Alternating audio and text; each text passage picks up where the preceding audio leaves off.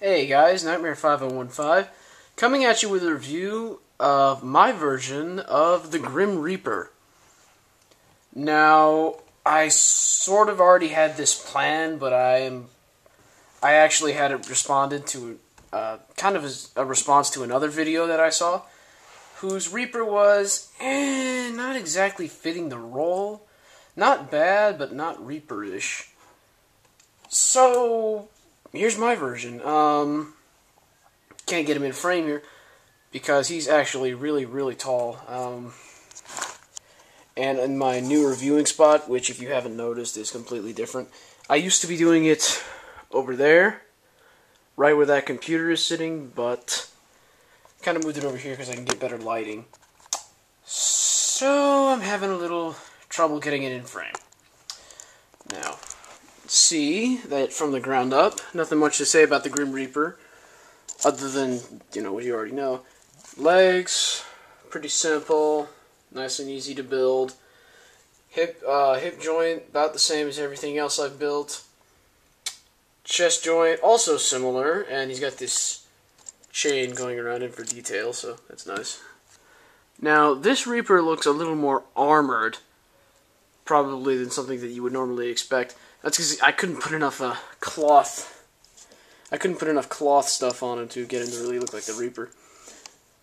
But I found an interesting way to put this on, actually. Instead of, see, because this cape actually has two different holes in it that would separate. So I put them on his arms instead, and I put kind of this, this chain thing actually runs through both of them and comes around. It looks kind of like it's keeping the cape on there, so that's a nice bit of detail. The scythe is really simple. I actually don't know where I got this bottom piece from. Because see, take a look at it. It's not actually just a regular peg. It actually looks like one of those piston things because it's got the little tip on the end of it there. So I don't remember where I got that. But hey, I figured, why not? His mask, of course you probably know where that came from.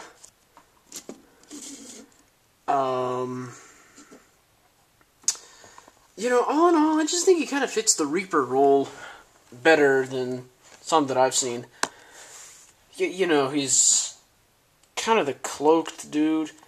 Man, if I could have gotten it to go over his head, I would have. Of course, if I do it like this, I don't know. What do you guys think?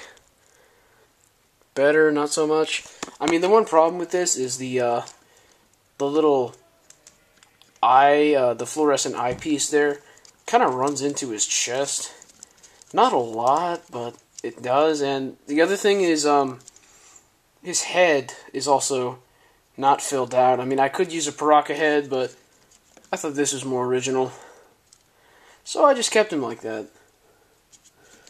Now, he's really nothing special. I just thought I'd review him because he kind of, you know, looked pretty cool, and I think I might actually use him in the series. You know, deal with the devil, stuff like that. You know what's weird? Technically, it's not true, but the mask makes him taller than Calamax, which I told you I needed five stacked up books to review, which I'm doing right now, so his mask just makes him taller. See that? Kind of weird how that works out. But, you know, if I really wanted to change it, I would just flip the head over. But I don't really feel like it. So, Mr. Reaper stays as is. And besides that, I got my Alien review coming up next, so look for that. Nightmare5015 signing out.